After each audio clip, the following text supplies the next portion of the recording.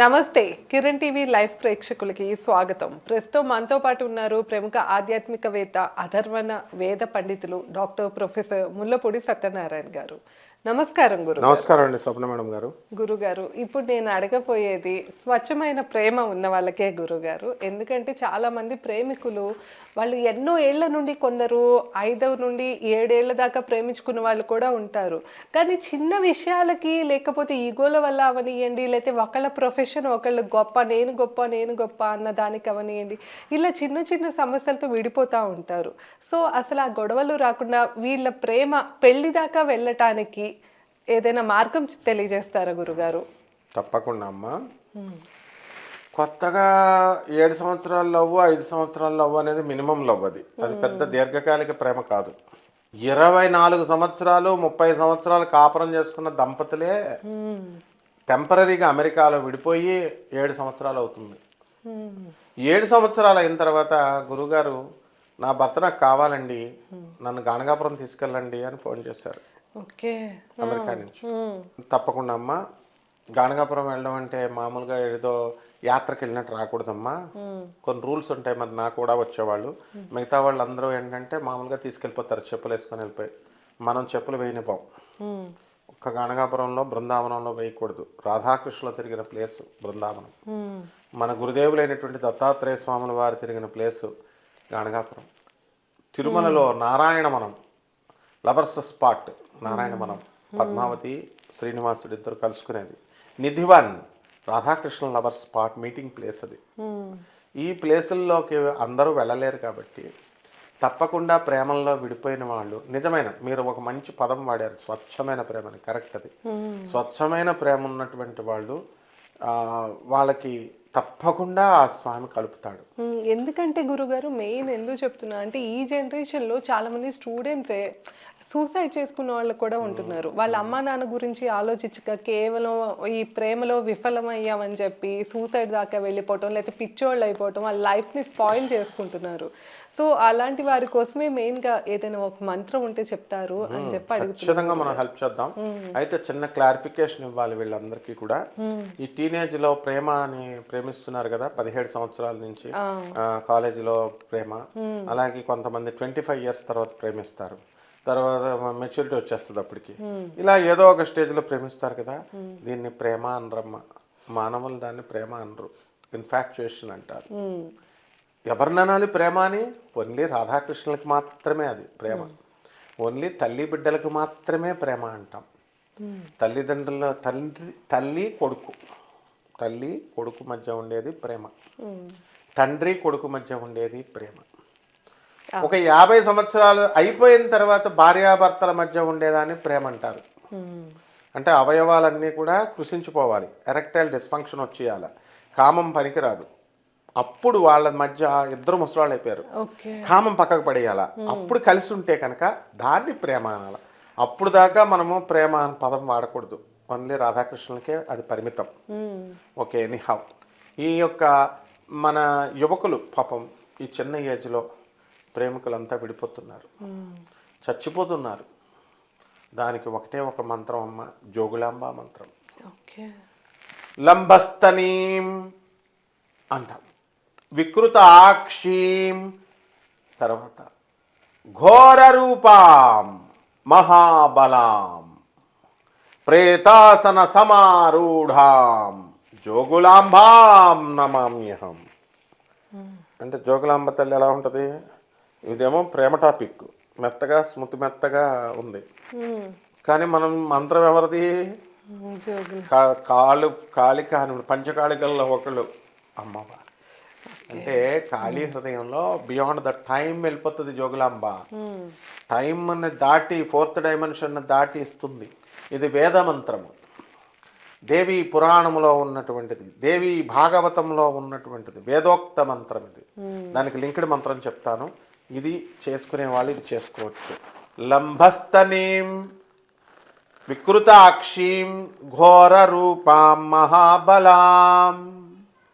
ఘోర రూపంలో ఉంటుంది, మహాబలవంతురాలు.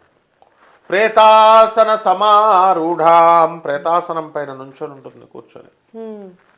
జోగులాంబాం నమామ్యహం. ఇప్పుడు మనం ఆ మంత్రం ఇస్తున్నాము. నక్షిణీ పాతు దీనార్త శరణాగత వత్సలః ఊరు మహేశ్వర పాతు జానుని జగదీశ్వర. ఈ మంత్రం చేస్తే చాలు.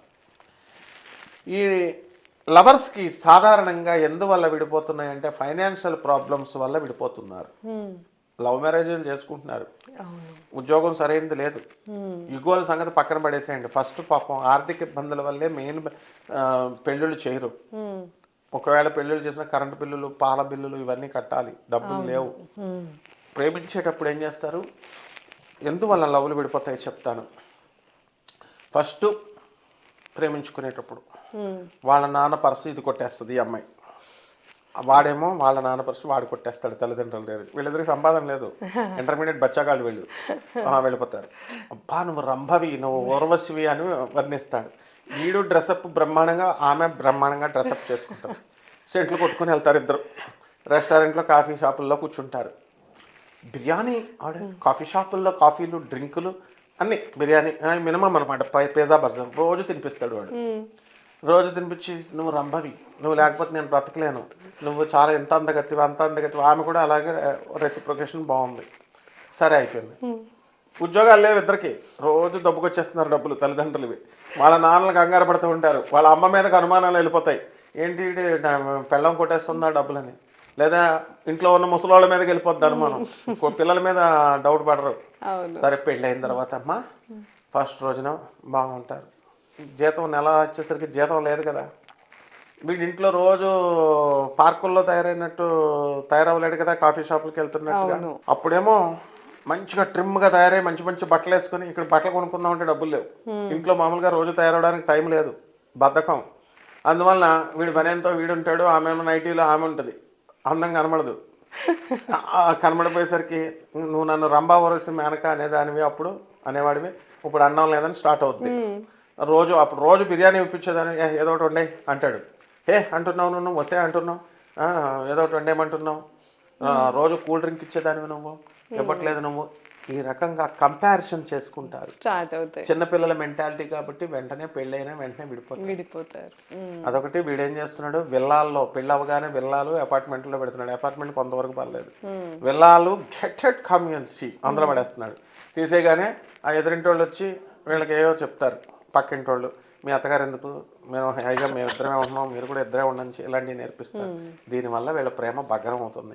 కాబట్టి ఇలాంటి భగ్నం అయిపోయేటటువంటి మంత్రం ఇదేంటిది, శక్తిని పాతు దీనార్త శరణాగత వత్సలః ఊరు మహేశ్వర పాతు జానుని జగదీశ్వర.